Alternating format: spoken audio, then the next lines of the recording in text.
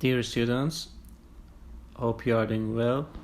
In the last video, you have learned about the diagrams for binary systems and the mixtures, of course, about the retrograde condensation. In this slide, you can see an example of binary system, ethane and N-heptane. You can see that in this slide, in this diagram, critical point, mixture critical point, or CM, also CP and CT, Crick-Condon term and Crick-Condon bar, depend on composition. For example, here for one composition where we have high amount of ethane, we have different CP, CM, CT, and for second composition where we have 50% of each component, we have C2 or CM2, mixture critical point, and here we have higher N-heptane ratio. So remember, CM, CP, and CT, Crick-Condon bar, Crick-Condon term, and mixture critical point depends on composition of our mixture. Okay, the next section is about the PXY or TXY diagrams and supercritical species. I talked about this type diagrams before in class, but here we can talk about these diagrams widely. Remember, here we have constant T. For any pressure composition diagram, we fix temperature, or temperature composition diagram, we fix pressure. So in this case, if we have pressure composition diagram, we fix temperature, constant temperature. So we get this type graph. It's our first case. It means that in this case, case 1, this fixed temperature, constant temperature, is below the critical temperature of both pure species. Here we have intercept P1 saturated and P2 saturated. If we increase this fixed temperature, then keep constant this temperature to case 2. What's the case 2? Where the temperature is above the critical temperature of component 1. Here there is no interception. You can see there is no saturated pressure. And it means that for case 2, component 1, for component 1, this temperature is above its critical temperature. What's the meaning of critical temperature? After this temperature, we have supercritical fluid, and there is no saturated line. So for case number 2, there is no intercept, and it means that P1 saturated, there is no P1 saturated, and for component number 1, it's a supercritical fluid. This temperature is above the critical temperature.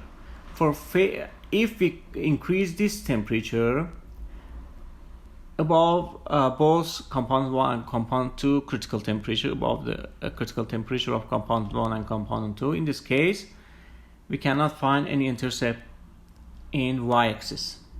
It means that for both components, it's supercritical conditions. Okay.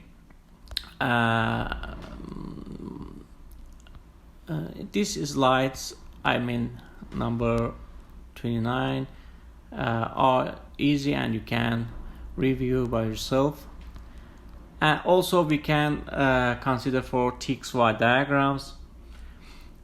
If we consider pressure and we increase pressure to above the critical pressure, in this case we can get this type graph. It's similar to previous condition, case 2, case 3, and case 1.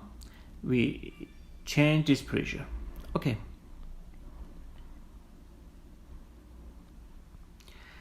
And About the XY diagrams, you can see we get this type graph, case 1 and case 2.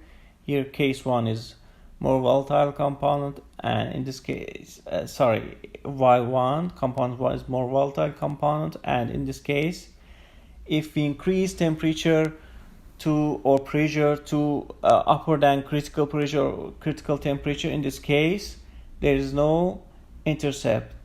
It means that Y start from this point, case 2. Okay, and for case 3, for both components 1 and component 2, there is no intercept between X and Y. You can see for case 3, there is no intercept between Y and X diagram. Okay, about the azeotropes. We talked about azeotropes in class. It's a repetition of our azeotrope formation. Of course, azeotrope forms in larger departure, both for positive and negative deviation from ideal solution behavior. For negative deviation, gamma is smaller than 1, and for positive deviation, gamma is greater than 1. And we can use modified Raoult's law for systems which we have ideal gas, but ideal gas for vapor phase, and non-ideal for liquid phase. Okay, what's the alpha or relative volatility is equal to K1 divided by K2 or Ki divided by Kj. It's a relative volatility, and of course at azeotropic point this relative volatility is equal to 1. In this case, Y is equal to X, Y1 is equal to X1, and Y2 is equal to X2 at azeotropic point. Remember this slide number 35 about the azeotrope and properties of azeotrope. K1 and K2 is equal, and they are equal to 1, and here Y1 is equal to X1, Y2 is equal to X2. Bubble point and dew point have intercept, or bubble point cross the dew point. Relative volatility is equal to 1, and distillation alone can no longer separate an azeotropic mixture. We should use different techniques. For example, adding another component to break the azeotropic point. Okay. Now, if we have at azeotropic point, what happened to this equation? Of course, alpha is equal to 1. In this case, gamma 1 P1 saturated is equal to gamma 2 P2 saturated at azeotropic point. So, for TXY diagram and PXY diagram, we have two types azeotropic behavior. Of course, in this slide, we are talking about the TXY diagram. If we have negative deviation, remember for negative deviation where gamma is smaller than 1, and we have more affinity, less repulsive forces between like and non-like species. In this case, we get maximum azeotropic point, maximum temperature azeotrope, which this azeotrope temperature is greater than both component 1 and component 2 saturated temperature or boiling temperature. It means that azeotrope form a temperature which this temperature at azeotropic point, this temperature is greater than pure component T1 and pure component T2. Okay, for positive deviation, we have minimum temperature. We have minimum temperature azeotrope. You can see for this diagram. It means that here gamma is greater than 1. We have less affinity between like and unlike species. And in this case, we have lower temperature mixture or azeotropic point. Temperature is smaller than pure species. Okay. For pressure composition, we get reverse diagrams. For example, if we have maximum temperature diagram for negative deviation, we have minimum pressure composition diagram. Okay. And for y and x diagram, you can see for component 1, y1 versus x1. Here we have this type behavior, line 2, this type behavior. At this point, you can see intercept. Here x is equal to y, it's an azeotropic point. Before azeotropic, component 1 is more volatile. After azeotropic, we have less volatile. And for this component dotted line, here we have less volatile. After azeotropic point, we have more volatile component. Okay, it's about the azeotropic and finding the alpha or relative volatility for this type azeotropes.